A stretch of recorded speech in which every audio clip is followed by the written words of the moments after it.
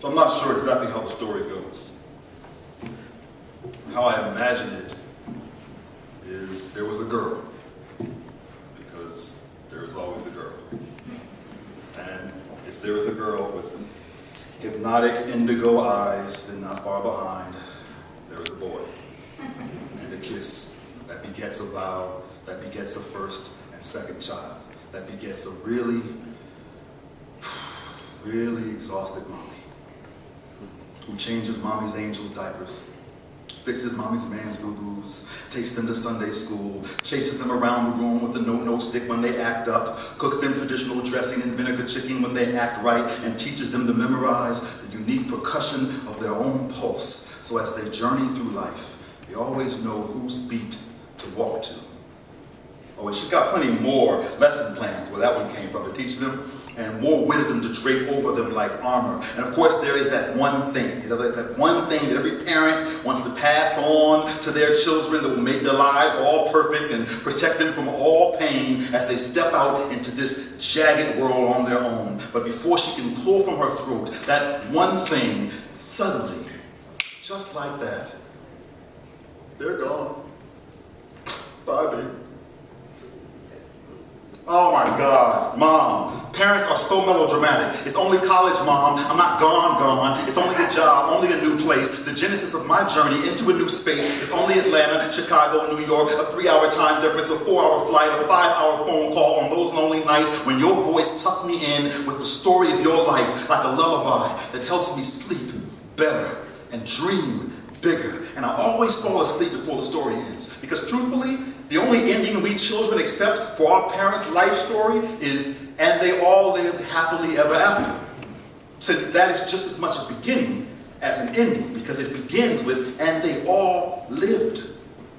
To dance with me in my wedding and play with Hope and Hudson, they all lived. To see me walk across that Spelman stage and toast hot water and lemon with me, they all lived. To check the mail one morning and find a save the date from death for a get-together in 5 years. And yet on that 5th year, she stood death up. Sent death her own note for him that said, yeah, you know, today's no good for me. I got some more living to do. And around the 8th year, sent a letter to death from her classroom saying, not yet, I got some more teaching to do. Around the 13th year, sent an email from an art studio that says, slow your roll, Death. There are masterpieces left for me to create. And around the 17th year, a voicemail from China saying, ni hao. No, there is a whole world waiting for my footprints. That drive, that relentless drive, played chicken with mortality and made death veer off the road for 22 years straight. See, some of us have these parents with certified invincibility. You know, no matter what life throws at them, ever after, they all live. And so we fall asleep before the ending, knowing they all live. We don't visit them enough, knowing they all live. We stay mad at them for days, or we shrug when they reach to rub our face, or we walk out the room and say, I'll see you tomorrow, knowing they all live happily ever after. But before we can make it back to the room to hear that one last thing they so want to tell us, suddenly, just like that, they're gone. Here's the thing, you don't need to meet with a probate attorney to know what your first inheritance is. You know it. It's that fist of air caught in the back of your throat that chokes you when you try to speak, like swallowing something down the wrong pipe that makes everything else you swallow burn, makes your eyes swell up at the thought of her. This, it appears, is what she left you.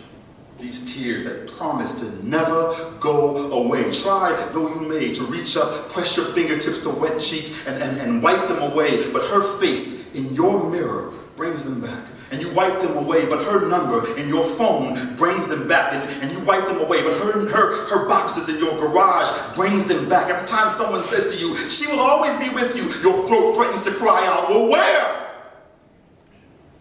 Exactly where? But you don't. Instead, you swallow those pain-induced words, and as you do, you feel that familiar knot tugging at you, answering your own question. here. I am here.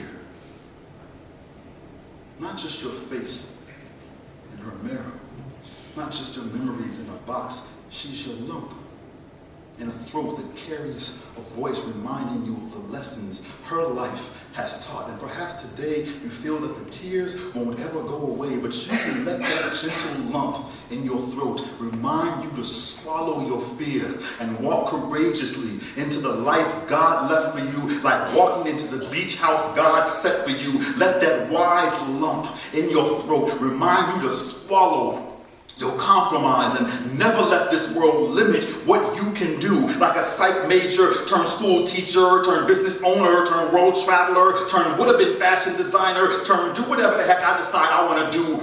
Let that radiant lump in your throat remind you to swallow your despair and insist on always dreaming bigger, like a woman who never left the house without her red beret, leopard skin scarf, canary yellow beanie, turquoise hat, anything to protect her resilient dreams from being poisoned by this jaded world. You let that lump in your throat remind you to swallow the night that has too long engulfed your days, until you finally wake up one morning to slivers of sunlight cracking open your skies to flood you with the warmth of a poignant best summertime that brightens your gladdest nights and helps you make yours a happy home with memories that have learned how to laugh again.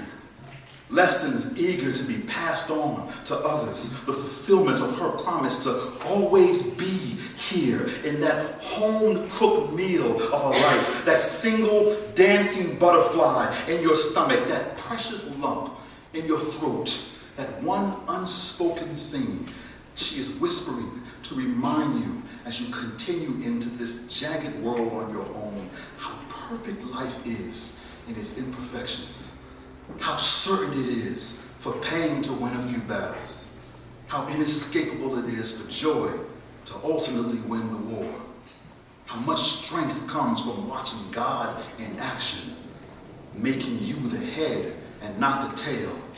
How fortunate you are to have such an amazing life to follow and learn from and celebrate now. How blessed you are to know that as long as you keep her joy, her faith, and her voice here, any day now you will reach up, touch fingertips to cheeks, to wipe that endless cascade of tears from your eyes, and find that suddenly, just like that,